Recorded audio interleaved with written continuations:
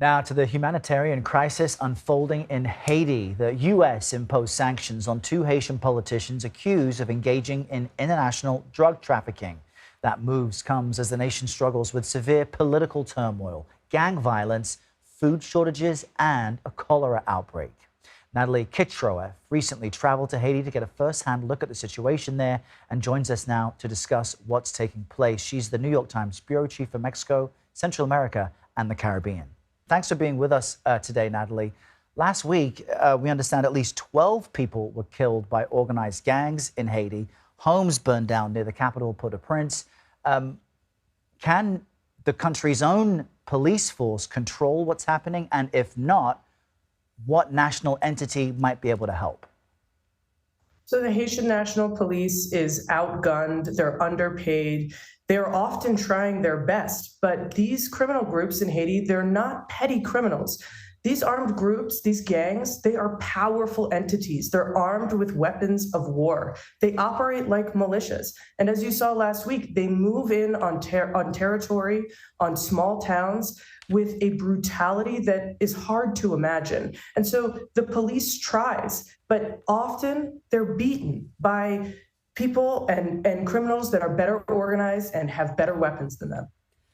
How are Haitians surviving? I'm seeing reports that suggest that 60% of the capital is being controlled by various gangs. So I don't even know how you get around. I'm seeing reports that suggest that kidnappings have become a main source of income for some of these gangs. Wow. And that rape is a regular occurrence.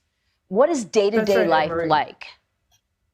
It's very difficult to survive in Haiti right now for almost everyone. Obviously, if you're wealthy, there's a measure of protection that comes with that. You see the wealthy driving around in armored vehicles with security details at times. But for those who don't have that protection, you're risking your life sometimes just by walking on the streets. Yes, rape has become common. And yes, it has become very difficult to survive. You saw last month, the United Nations reported that for the first time in Haiti, catastrophic levels of hunger were registered. That means that thousands are facing famine-like conditions. So the answer to how people are surviving is that they're struggling just to stay alive, just to eat. I talked to people who are drinking rainwater, who are boiling leaves just to give something to their family. And so what now then? Because the U.S. implemented sanctions against two Haitian senators. There was that assassination attempt last year, other nations' fingerprints all over that. What do you make of these penalties? And considering the mess and the country's inability to get things together, might there be an international option for, I don't know, a U.S. force or another entity to help stabilize the place? The Haitian government has asked for armed intervention from abroad, and the U.S. government, the Biden administration, increasingly believes that that would be necessary to quell the chaos.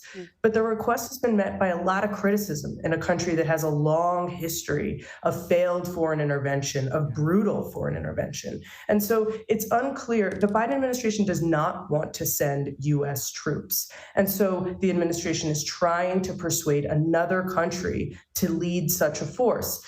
That hasn't come together yet. And so in the absence of boots on the ground, what the US and Canada have tried to do is impose financial penalties on those who they believe, who they have evidence, they say, have ties to these gangs. These gangs operate in part because of their connection to the powerful. And so the US and Canada, they're trying to squeeze those who they believe are giving these gangs life. Well, you follow the money, right? But Natalie, you said that the Haitian government has requested some sort of military intervention. Considering what it looks like we're seeing is a failing state. I don't know if you call it a failed state, but it's certainly failing. Does the Haitian government reflect the desires of the people? Do the people want to see military intervention from outside? Well, that's a really good question, and this request is extremely contentious.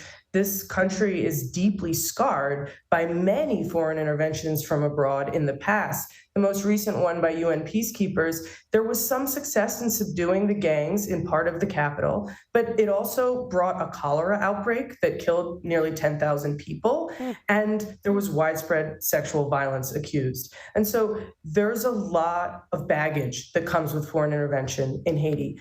That being said, when I was there and I spoke with the victims of this violence, the people who are living in its grips, families who have children who are recovering from gunshot wounds, mothers, wives who saw their husbands killed in front of them, they want help and they want it now. And so there is a level of desperation on the streets in Haiti where people are willing to accept help as soon as possible. And it's jarring because you got more than 11 million people who just want everything you've laid out: peace, stability, health, prosperity. And the cholera outbreak you've been mentioning doesn't seem to be improving at all. What's the latest there? I know you've mentioned it and touched on it a few times. Now there's more than 12,000 cases. This is increasing and spreading rapidly, and part of the reason is the gang violence. Cholera is an eminently treatable disease. You die from dehydration. You're treated with rehydration, but you have to get to people quickly. You need to get them rehydrated quickly. And it's really difficult to do that when people are living in territory that is completely controlled by gangs. When leaving that area or entering it can mean risking your lives. And so the health authorities in Haiti and aid groups are working as fast and as hard as they can to treat this disease. But it becomes lethal when you can't reach people, especially children.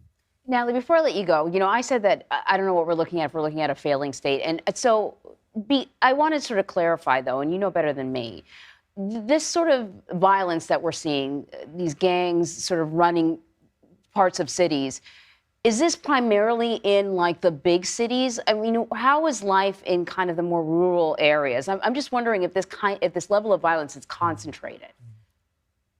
Yeah, Port-au-Prince is certainly the center of this violence. And, you have gangs controlling, that's 60% of the capital.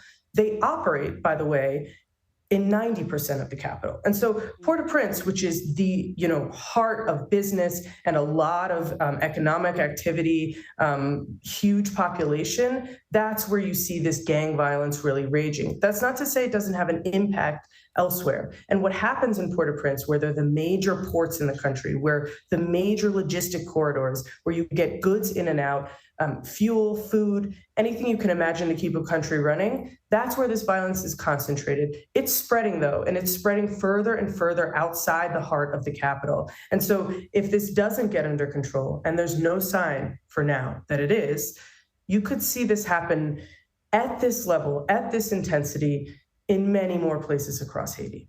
Wow. Natalie Kitroeff, thank you very much. Appreciate your insight.